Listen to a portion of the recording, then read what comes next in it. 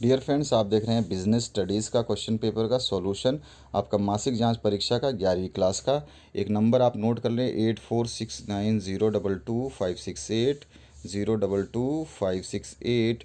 इस नंबर पे जो भी आपके क्वेश्चन पेपर हो गए हैं, जिनका आपको सॉल्यूशन चाहिए, चाहे आप पीडीएफ भेज सकते हैं या फ़ोटो भेज सकते हैं, आपको उसका सॉल्यूशन करा दिया जाएगा। बोर्ड के पेपर होने चाहिए, जो बोर्ड जारी करता है। आपका स्कूल का या पर्सनल पेपर नहीं होना चाहिए, हाथ से लिखा हुआ नहीं होना चाहिए, प्रिंटेड होना चाहिए। तो इस नंबर पे आप भेजेंगे तो आपको उसका सॉल्यूशन करा दिया जाएगा वीडियो के माध्यम से।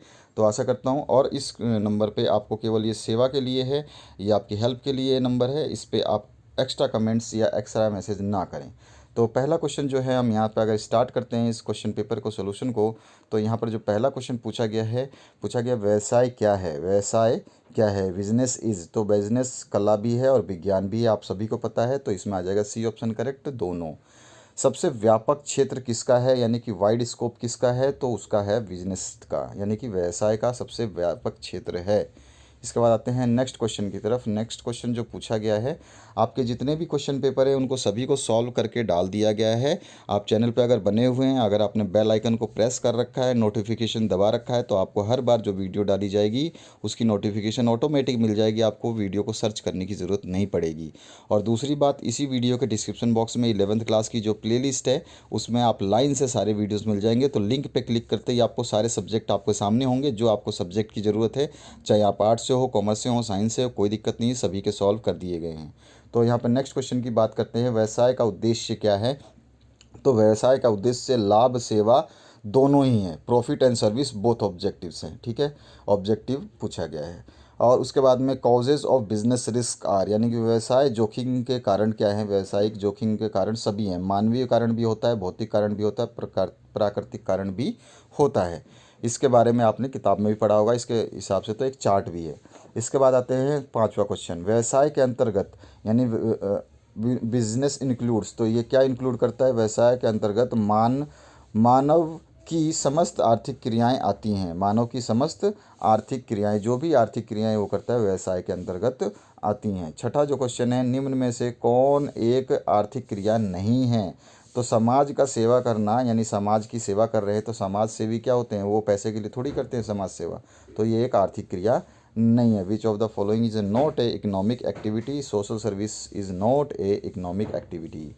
उसके बाद आते हैं नेक्स्ट क्वेश्चन पे, कर्मचारी की बेईमानी किस तरह का व्यावसायिक जोखिम है, यानी कि dishonesty of employ is the dash type of cause of business risk. तो इसको बोलते हैं human type of business risk, यानी कि मानवीय जोखिम है, ठीक है। ए ऑप्शन इसमें करेक्ट हो जाएगा। उसके बाद आते हैं आठवें क्वेश्चन में। आठवां क्वेश्चन है, मौसम की भांति व्यवसाय भी सदैव हमारे साथ रहता है, यह कथन किससे संबंधित है।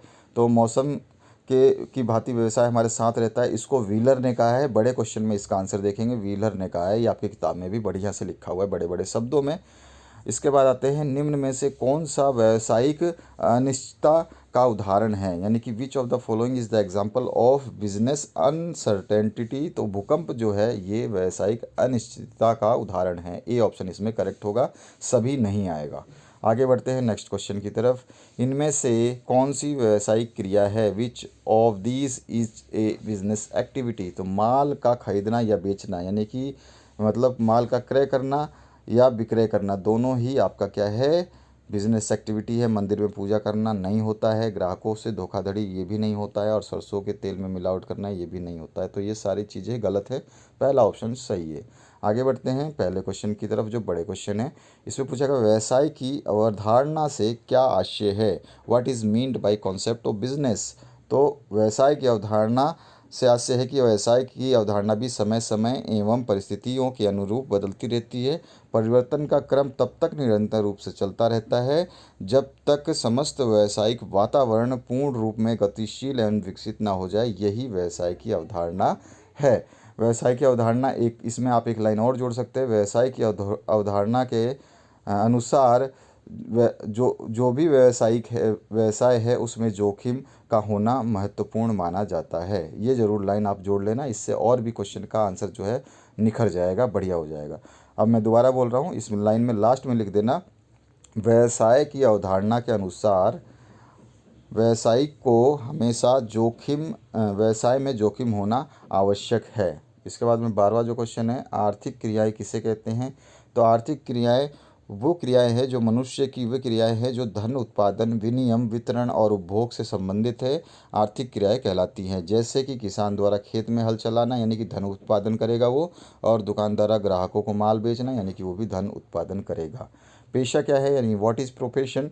तो पेशा है वह धंधा है जिसमें एक व्यक्ति अपनी विशिष्ट ज्ञान या प्रशिक्षण के आधार पर अन्य व्यक्तियों की जो है सेवा करता है। जैसे एक वकील अपनी योग्यता के अनुसार जो है मुवक्किल की किसी मामले में जीत करवाता है, और एक डॉक्टर अपने व्यक्तिगत अनुभव के से किसी रोगी का उपचार जो है करता है, समझाता है। ये हो गया पेशा। इसके बाद आते हैं व्यवसाय में लाभ की क्या भूमिका है? तो व्यवसाय में लाभ की भूमिका एक लाभ प्रेरक यानी कि प्रॉफिट मोटिव के रूप में माना जाता है। लाभ एक व्यवसायी के परिश्रम एवं साहस का प्रतिफल है। आर्थिक दृष्टि से व्यवसाय का उद्देश्य लाभ कमाना ही होता है। व्यवसायी व्यवसाय के लिए करता है ताकि लाभ प्राप्त कर सके, वह भी अन्य व्यक्ति के समान अपनी आवश्यकताओं की पूर्ति कर सके। ठीक है, वो लाभ इसलिए कमाता है कि दूसरों आपकी तरह हमारी तरह वो अपने लाभ से जो है आवश्यकताओं की पूर्ति कर सके, घर को चला सके। यह तो एक सामान्य बात है कि कोई भी व्यक्ति ऐसा व्यवसाय कभी नहीं करेगा जिसमें लाभ के रूप में उसे कुछ ना मिलता हो। तो यही है लाभ, व्यवसाय में लाभ की भूमिका, इसीलिए व्यवसाय किया जाता है। इसके बाद आते हैं सी सेक्शन में, व्यवसाय की कोई 4 विशेषताएं आपको बतानी है, 4-4 नंबर के हैं। तो पहली विशेषता जो है हम बता सकते हैं मानवीय आर्थिक क्रियाएं। ठीक है, ह्यूमन इकोनॉमिक एक्टिविटीज़, ये विशेषता नंबर 1। दूसरी विशेषता है, आपके बहुत सारी विशेषताएं, आप अपने ऊपर है आप कौन सा लिखना चाहते हैं। मैंने स्टार्टिंग के 4 लिखे हैं। दूसरा जो है साहस यानी एंटरप्रेन्योरशिप। ठीक है, इसके बारे में हम विस्तार से समझाएंगे। इसके बाद में तीसरी जो विशेषता है उसको हम बोलेंगे जोखिम एवं भावी सफलता यानी कि रिस्क एंड फ्यूचर सक्सेस। और चौथी है विनिमय द्वारा लाभ यानी प्रॉफिट थ्रू एक्सचेंज। ठीक है, ये 4 जो विशेषताएं हैं हम इनको लिखेंगे और इनको परिभाषित भी करेंगे और इनको याद भी रखेंगे, क्योंकि ये क्वेश्चन बहुत ही इंपॉर्टेंट है और आपके एग्ज़ाम में पूछे जाएंगे। ठीक है, तो यहाँ पर आपके जो वार्षिक परीक्षा है उसमें बड़े क्वेश्चंस भी आएंगे, तो उनको आपको पूछना है। आगे चलते हैं नेक्स्ट क्वेश्चन की तरफ। जो 16वां क्वेश्चन है, इसमें आर्थिक क्रियाओं और तथा अनार्थिक क्रियाओं में अंतर आपको बताना है। ये क्वेश्चन पेपर में क्वेश्चन का ऐसा ही प्रारूप है, सारे मिक्स मतलब मिले जुले हैं। आर्थिक क्रियाओं क्रियाओं अलग है, तथा फिर अलग है, फिर अनार्थिक क्रियाओं फिर अलग है, फिर अंतर स्पष्ट कीजिए। ठीक है, ये पूरा मिला हुआ है, तो इसको अलग अलग करना था, पर मिसप्रिंट है पेपर की। आर्थिक एवं अनार्थिक क्रियाओं में जब हम अंतर करेंगे तो हम इस टेबुलर फॉर्म में करेंगे तो हमारे को फुल मार्क्स मिल जाएंगे। तो इस तरह से हमें आर्थिक क्रियाओं को अनार्थिक क्रियाओं को अंतर से समझाना है। जैसे कि आप देख सकते हैं, अंतर का आधार जो है अर्थ बता सकते हैं, अर्थ में दोनों का अर्थ सामने लिखा हुआ है। फिर संबंध बता सकते हैं कि इन दोनों में संबंध है या नहीं है। फिर उद्देश्य बता सकते हैं कि दोनों का उद्देश्य क्या होता है। फिर मापदंड दोनों का क्या है ये बता सकते हैं। प्रेरणा स्रोत अगर दोनों में है तो वो बता सकते हैं। क्रियाओं के प्रकार किस प्रकार के हैं वो बता सकते हैं। और इसके बाद में इसके उदाहरण द्वारा हम समझा सकते हैं। तो इसमें से आप 4-5 लिख देंगे तो बहुत है, मैंने तो पूरे लिखे हैं ताकि आप अगर भूल जाएं तो भी आपको एक आधा याद रह जाए। तो इस तरह से आपको इकोनॉमिक एक्टिविटीज़ और नॉन इकोनॉमिक एक्टिविटीज़ को बताना है अंतर के थ्रू। अब आगे बढ़ते हैं नेक्स्ट क्वेश्चन की तरफ। रोजगार से क्या आशय है? रोजगार की 2 विशेषताएं आपको बतानी है। रोजगार जो होता है वो एक आर्थिक क्रिया है जिसमें लोग जो है कर्मचारी के रूप में दूसरे के यहाँ काम करते हैं, जिसके प्रति फलस्वरूप पारिश्रमिक प्राप्त होता है, जो उसको सैलरी या मजदूरी के रूप में मिल सकता है। और इसका भुगतान जो है सेवा की शर्तों के अनुरूप मासिक हो सकता है, साप्ताहिक या दैनिक भी हो सकता है। यानी कि महीने के आखिरी में मिलेगा पैसा, या हर हफ्ते मिलेगा, या हर दिन मिलेगा, जो कि आप जानते हैं हर प्रकार के मजदूर काम करते हैं। और रोजगार स्थायी, अस्थायी और आकस्मिक यानी कैजुअल हो सकता है। रोजगार की विशेषताएं जो है हम इस प्रकार लिख देंगे। सबसे पहला जो है 2 विशेषताएं लिखनी है। पारिश्रमिक के बदले श्रम यानी कि labour in exchange of remuneration, यानी कि रोजगार के बदले हमें जो है क्या है पैसा मिलता है। ठीक है, और उसके बाद में दूसरों के लिए सेवा जो है, यानी कि रोजगार दूसरों के लिए सेवा प्रदान करता है, ये भी इसकी खास विशेषता है। तो 2 विशेषताएं मैंने लिख दी है, आप चाहे तो और भी लिख सकते हैं। पूछा 2 था तो 2 ही लिखे गए हैं। 18वां जो क्वेश्चन है इसमें पूछा गया है व्यवसाय को एक आर्थिक क्रिया क्यों समझा जाता है?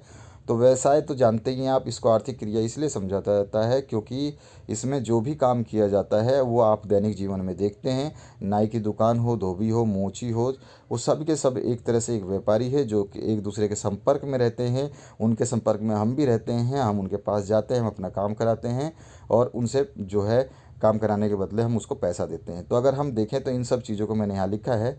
और लास्ट में आप इसको फिर से थोड़ा सा अगर एक सेग्रीगेट लाइन में छोटे से वर्ड्स में लिखना चाहें, अगर छोटा वर्ड यानी कि छोटे क्वेश्चन में अगर ये आता है कि केवल 2 नंबर या 3 नंबर के लिए, तो ये वाली लास्ट जो लाइन पैराग्राफ मैंने बना रखी है, व्यवसाय में समस्त मानवीय आर्थिक एवं वैध क्रियाएं शामिल होती है जिनका उद्देश्य वस्तुओं एवं सेवाओं के विनिमय एवं निरंतर उत्पादन, हस्तांतरण अथवा विक्रय द्वारा समाज की सेवाओं आवश्यकताओं की पूर्ति करके लाभ कमाना है। इस प्रकार व्यवसाय केवल एक क्रिया मात्र ना होकर के विभिन्न क्रियाओं का समूह है। इसी कारण इसे आर्थिक क्रिया कहा जाता है या समझा जाता है। ठीक है, तो इस तरह से भी आप छोटा भी लिख सकते हैं, लेकिन आप जब बड़ा लिखेंगे तो पूरा लिखेंगे।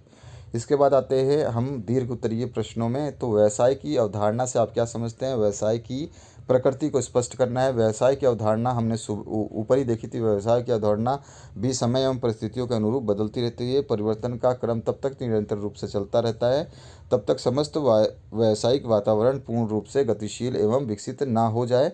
और सुविधा की दृष्टि से व्यवसाय की अवधारणा का अध्ययन निम्नलिखित 2 बिंदुओं से किया जा सकता है। एक है व्यवसाय की प्राचीन अवधारणा और दूसरी है व्यवसाय की वर्तमान या नवीन अवधारणा। ठीक है, 2 तरह की अवधारणाएं हैं। एक प्राचीन अवधारणा में थी कि इसके अनुसार जो है लाभ कमाने के लिए धन संपत्ति या आर्थिक सत्ता केंद्रीकरण करना चाहते थे, वो किसी भी तरीके से धन कमाना चाहते थे। उस समय व्यापारी उसमें ये नहीं देखते थे कि वो उसके लिए सामाजिक न्याय की बलि देनी पड़े तो भी कोई दिक्कत नहीं है। वो आर्थिक क्रिया से लक्ष्य उनका केवल धन कमाना था। उस समय व्यवसाय के क्षेत्र में मुनाफाखोरी का बोलबाला था, यानी कि मुनाफे के लिए कुछ भी करते थे। अब व्यवसाय जो है आधुनिक अवधारणा जो है उसमें क्या है कि ये सेवा द्वारा लाभ कमाते हैं। आधुनिक व्यवसाय में ग्राहकों को पहले सेवा दी जाती है, उसके बाद ग्राहक की सेवा के माध्यम से उचित लाभ कमाया जाता है। व्यवसाय का जो मुख्य उद्देश्य वो मुनाफा कमाना ना होकर के मुनाफाखोरी नहीं है। तो ये हम लिख देंगे इसमें। इसके बाद में व्यवसाय की समस्त मानवीय आर्थिक और वैध क्रियाएं जो होती है सम्मिलित, उनको हम क्या बोलते हैं? टोटल। अगर उनसे हम पूर्ति करते हैं, लाभ कमाते हैं, तो इस प्रकार के व्यवसाय की क्रियाओं का एक समूह जो है, इसमें हमें बताना होता है कि इसके व्यवसाय की प्रकृति हम किस किस भागों में बांट सकते हैं। तो व्यवसाय की प्रवृत्ति को हम व्यवसाय एक कला और विज्ञान दोनों में बांट सकते हैं। दूसरा हम बांट सकते हैं व्यवसाय एक सामाजिक क्रिया है। तीसरा व्यवसाय एक तंत्र है। चौथा एक व्यवसाय एक मानवीय क्रिया है। पांचवा व्यवसाय एक आर्थिक क्रिया है। और छठा व्यवसाय अन्य विषयों से घनिष्ठ संबंध है। यहाँ पर ये जो है business is closely related with other subject, यानी कि व्यवसाय अन्य विषयों से घनिष्ठ संबंधित है। तो यहाँ पर जो है ये मिसप्रिंट है, तो इसको घनिष्ठ कर देना और इसको व्यवसाय कर देना। ठीक है, यहाँ पर लिखा हुआ इंग्लिश में आप समझ सकते हो, उसका हिंदी कर देना। तो ये इसका उत्तर हो गया। चाहे तो आप बुक से भी देख लेना इस लाइन को। 20वां जो क्वेश्चन है इसमें क्या पूछा गया है? इसमें पूछा गया व्यावसायिक जोखिम की अवधारणा को समझाइए तथा इसके कारणों की भी जो है आपको चर्चा करनी है, वर्णन करना है। तो व्यावसायिक जोखिम से अभिप्राय क्या है कि जोखिम का जो अर्थ होता है, इसमें क्या होता है कि उपभोक्ताओं की मांग में परिवर्तन हो जाए, आग लग जाए, चोरी हो जाए, इस तरह से व्यवसाय में जोखिम होते हैं। उन जोखिम को हम यहाँ पे लाइन वाइज समझा देंगे।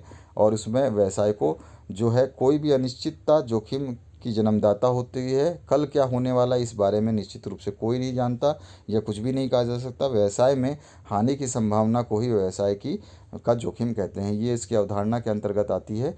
और व्यवसाय में जोखिम के कारण जो है उनको हम लिख देंगे। तो व्यवसाय के जोखिम के कारण बहुत सारे हैं, जिसमें आपका कॉजेज़ में आपका एक हो जाता है प्राकृतिक कारण पहला, दूसरा हो जाता है आपका मानवीय कारण, तीसरा हो जाता है आर्थिक कारण और चौथा हो जाता है आपका भौतिक कारण।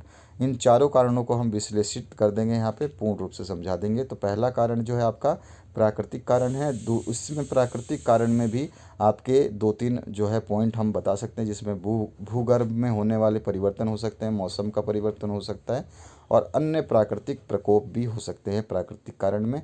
मानवीय कारण जो है हम अलग से लिखेंगे। तो मानवीय कारण नया टॉपिक है, इसमें 4 टॉपिक है, चारों पॉइंट्स को हमें क्लियर करना है। मानवीय कारण में हम कर्मचारियों ग्राहकों की बेईमानी है, मनुष्यकृत कारण है, हड़ताल है, तालाबंदी है, और असावधानी के कारण भी जोखिम है। तो ये सारे मानवीय कारणों में आ जाते हैं। इसके बाद में अगर हम बात करें आर्थिक कारण, जो तीसरा पॉइंट है, तो आर्थिक कारण में जो है आपका एक सिंगल पॉइंट है जिसके बारे में हम लिखेंगे, और इसमें हम एग्जाम्पल के थ्रू बता सकते हैं कि मूल्यों में परिवर्तन होना, बाजार में मंदी होना या तेजी आना, और प्रतियोगिता में कमी या वृद्धि होना, सरकार की व्यावसायिक नीतियों में परिवर्तन होना, ये भी है, फैशन में परिवर्तन होना, ग्राहकों की प्रवृत्ति में परिवर्तन होना इत्यादि। और चौथा जो लास्ट लिखेंगे हम भौतिक कारण, जिसमें फिजिकल कॉजेज़ है, तो उसको यहाँ तक कंप्लीट कर देंगे। जैसे भौतिक कारण में एक हुआ था कि भोपाल गैस कांड, इसका बहुत बड़ा उदाहरण है। वो भोपाल गैस कांड जो हुआ था उसके बारे में आप जानते होंगे, आपने पढ़ा भी होगा बुक में।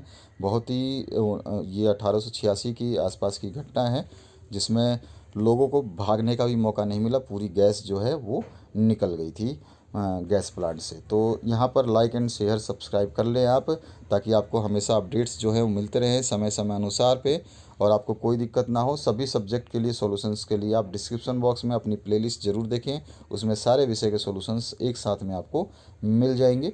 और आशा करता हूँ इस वीडियो से आप लोगों को काफ़ी हेल्प मिलेगी। लाइक ज़रूर कर दें और शेयर कर दें अपने दोस्तों के साथ। अगर आपको सही लगता है तो सब्सक्राइब कर लें। अगर सब्सक्राइब नहीं करेंगे तो आपको नोटिफिकेशन नहीं मिलेगा, आपको जो जो वीडियो आपके लिए बनेंगी उसके बारे में आप नहीं जान पाएंगे, और आप जो है थोड़ा सा परेशान हो जाएंगे। तो आशा करता हूँ इस वीडियो से आप लोगों को हेल्प मिलेगी।